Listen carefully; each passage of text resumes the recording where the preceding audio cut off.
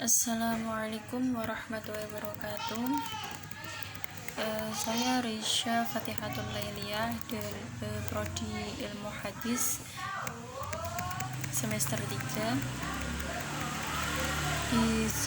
Di sini saya mau menjelaskan makalah yang terkait dengan tema yaitu al-jamu' antar hadis untuk memenuhi tugas ulangan tugas ujian akhir semester atau UAS. Di sini saya akan menjelaskan sedikit tentang materi yang dengan tema al-jamu' antar hadis itu di rumusan ada 3 rumusan masalah, yaitu pengertian al-jamu', macam-macam al-jamu', syarat-syarat, dan kaidah-kaidah al-jamu'. Pengertian al-jamu' sendiri itu untuk mengetahui pengertian metode kompromi terlebih dahulu akan dibandingkan antara kompromi dengan tarjih dan nasakh. Dalam tarjih itu dilakukan penetapan untuk mengamalkan salah satu hadis yang kontradiktif dengan tetap membiarkan wujud dari dalil hadis yang lain. Sedangkan dalam kompromi atau al-jamu' sendiri itu adalah sikap menetapkan untuk mengamalkan kedua dalil karena terdapat dalil lain yang menolak atau menghilangkan adanya kontradiksi tersebut. Menurut Iwad al-Syed, metode al-jamu' adalah mempertemukan atau menyesuaikan antara dua hadis yang kontradiksi untuk mengamalkan isi keduanya. Dalam definisi yang kontradiksi itu bisa ditambah sandaran untuk upaya menolak kontradiksi, yaitu mempertemukan antara dua hadis yang kontradiksi dengan bersandar kepada dalil yang dapat menolak kontradiksi dalam rangka mengamalkan kedua hadis yang tarjih maupun nasakh tadi.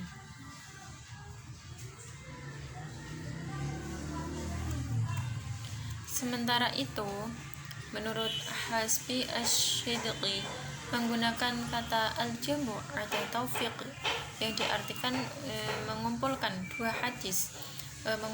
dua hadis yang bertentangan apabila kelihatan bertentangan mentaufiqkan antara keduanya. Imam An-Nawawi mengatakan ikhtilaf hadis ialah datangnya dua hadis yang berlawanan, datangnya hadis yang berlawanan maknanya pada lahirnya lalu ditaufiqkan atau ditarjihkan salah satu di antara kedua hadis yang bertentangan. Sedangkan menurut Al-Qarafi dalam Syahudi Ismail pada tahun 1992 mengartikan al-jamu' sebagai mengkompromikan hadis-hadis yang tampak bertentangan untuk diamalkan dengan melihat seginya masing-masing. Dari sekian definisi tentang al-jamu' adalah disimpulkan bahwa al-jamu' adalah usaha yang dilakukan guna mengkompromikan antara dua hadis dan yang secara zahir tanpa bertentangan, yang kemudian kedua hadis tersebut diamalkan secara bersama-sama tanpa meniadakan salah satunya dengan melihat seginya masing-masing. Selain kata al-jamu', kita bisa mengenal kata thariqatul jam'i. Dalam ilmu hadis diartikan sebagai hadis-hadis yang kelihatannya itu berlawanan dikumpulkan lalu didudukan satu persatu sehingga semua hadisnya terpakai. Poin kedua itu macam-macam al-jamu' mentahis amnya.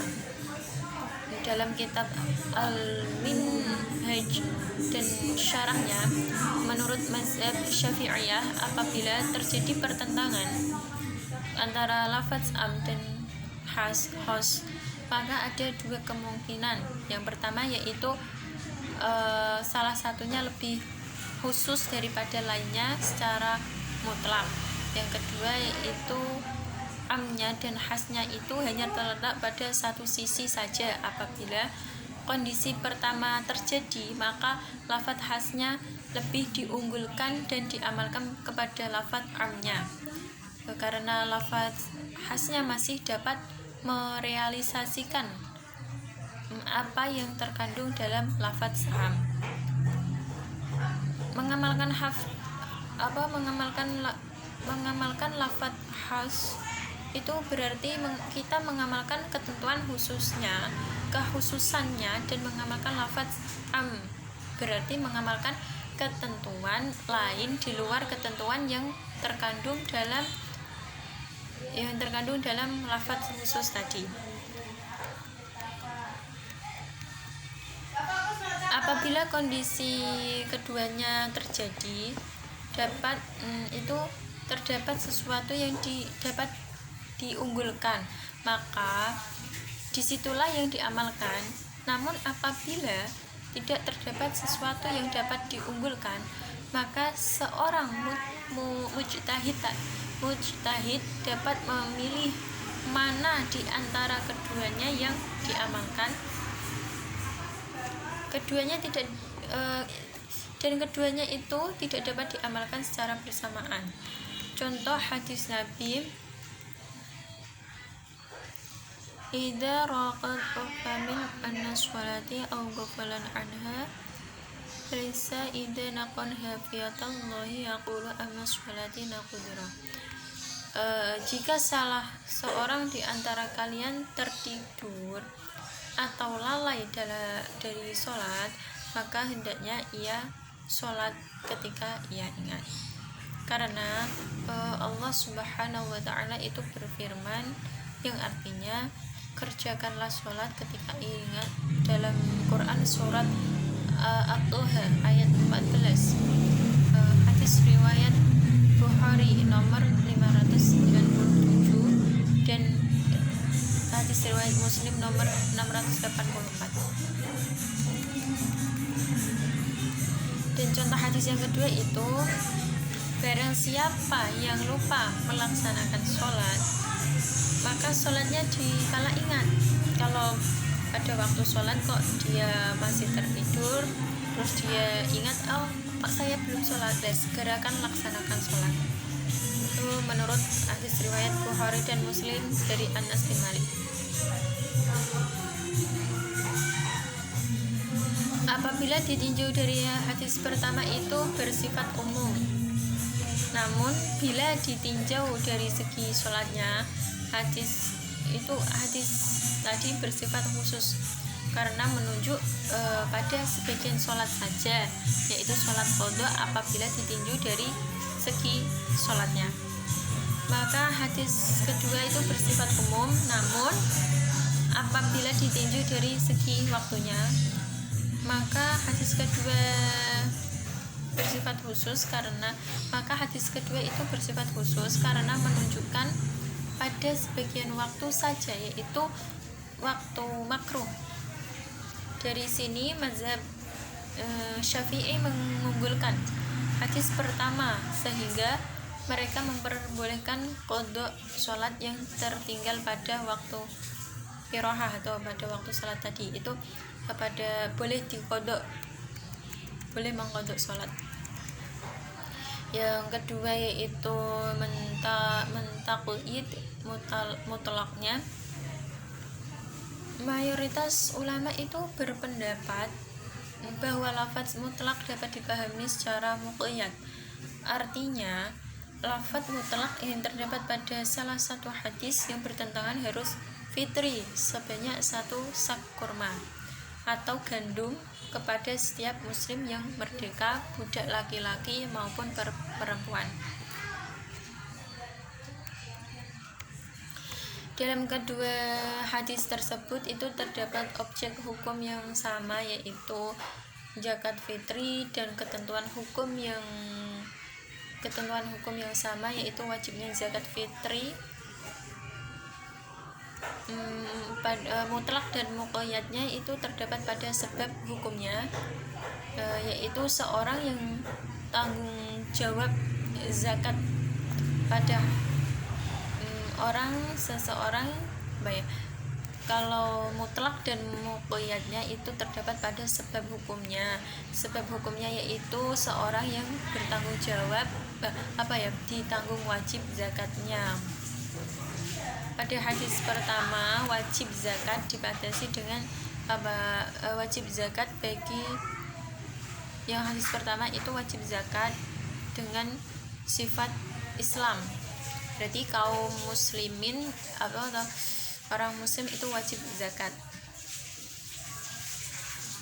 Terus sedangkan hadis kedua, wajib zakat tidak dibatasi dengan sifat tersebut, artinya yaitu lafaz mutlaknya terdapat pada hadis kedua harus dipahami secara muqayyad berdasarkan hadis pertama.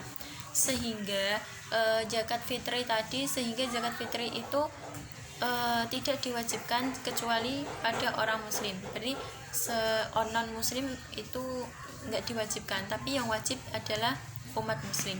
Umat muslim wajib zakat.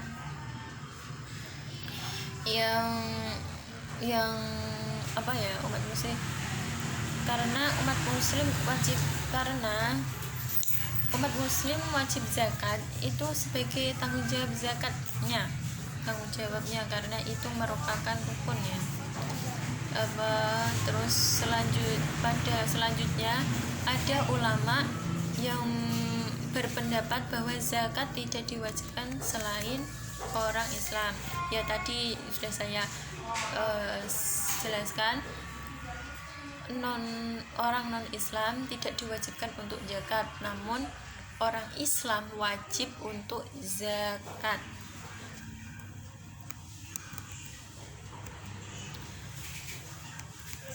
Yang ke poin ketiga yaitu syarat-syarat al-jamu'. Ada beberapa syarat, yaitu yang pertama, kedua hadis yang kontradiksi harus bernilai sahih. Yang pertama itu hadisnya harus bernilai sahih. Terus ta'arud, kontradiksi tidak dalam bentuk bertolak belakang. Yang ketiga itu kompromi atau al-jamu' tidak menyebabkan batalnya salah satu hadis yang kontradiksi. Yang keempat yaitu kompromi atau al-jamu' tadi harus memenuhi ketentuan adanya persesuaian dengan uslub atau gaya bahasa dan tujuan syariat tanpa ada unsur pemaksaan. Poin keempat yaitu kaidah al-jamu' al-hadis. Yang pertama yaitu hadis berasal dari Nabi Shallallahu Alaihi Wasallam dalam bentuk umum sehingga datang dari Nabi pertunjukan kepada makna dan sifat khususnya tadi. Yang kedua yaitu membawa perbedaan atau ikhtilaf hadis kepada kebolehan dilakukannya perkara ibahah al-amr. Menurut Imam Asy-Syafi'i menyatakan bahwa terdapat hadis yang berbeda tentang perbuatan Nabi dari satu sisi, tapi dari sisi lain kedua hadis tersebut diperbolehkan untuk melakukan tadi perkara ibahah al-amr. Yang ketiga yaitu mengkompromikan antara yang majmul, mufassar, am dan khas. Imam Asy-Syafi'i berkata bahwa terdapat hadis-hadis Nabi Shallallahu Alaihi Wasallam yang datang secara global dan datang secara mufassar. Jika informasi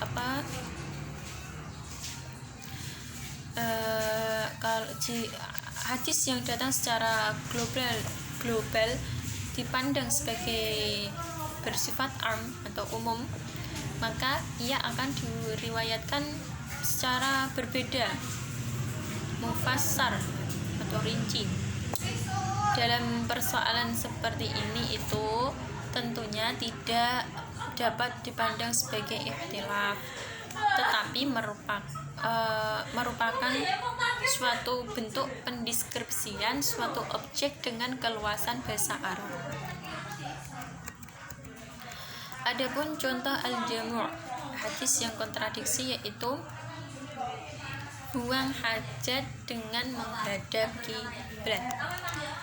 Menurut ada dua pendapat para ulama, dua pendapat para ulama, yaitu dari yang pertama dari Abu Ayyub bahwa Nabi SAW telah bersabda, apabila kamu sekalian membuang hajat maka janganlah menghadap ke kiblat dan jangan membelakanginya, baik buang air kecil maupun buang air besar. Yang kedua itu menurut Abdullah bin Umar berkata, pada suatu hari sungguh saya telah naik sungguh saya telah masuk ke rumah kami. Ke rumah kami itu maksudnya di tempat tinggal Hafsah istri Nabi. Maka saya melihat Nabi SAW di atas dua barang kayu tempat jongkok buang hajat, untuk buang hajat dengan menghadap ke arah Bait al-Maqdis. Kesimpulan, menurut Ibnu Qutaibah, dalam kasus hadis yang seperti ini itu bisa terjadi nasah, karena satu berisi larangan dan satu yang lainnya itu berisi perintah. Tetapi ia sendiri pun tidak berpendapatkan adanya nasah dalam hadis seperti ini, karena masing-masing hadis itu mempunyai tempat sendiri-sendiri. Tempat yang tidak diperbolehkan buang hajat dalam menghadap kiblat adalah tempat-tempat terbuka, tidak ada tanaman, dan di padang pasir. Pada dahulu ketika orang-orang berpergian lalu singgah di suatu tempat untuk melaksanakan sholat, maka sebagian menghadap kiblat dalam rangka sholat dan sebagian yang lain menghadap kiblat sambil buang hajat. Itu oleh Nabi melarang mereka menghadap kiblat sewaktu buang hajat. Itu tidak menghormati kepada menghadap kiblat sewaktu buang hajat itu sebagai tidak menghormati kepada kiblat dan pensucian terhadap sholat, tidak menghormati.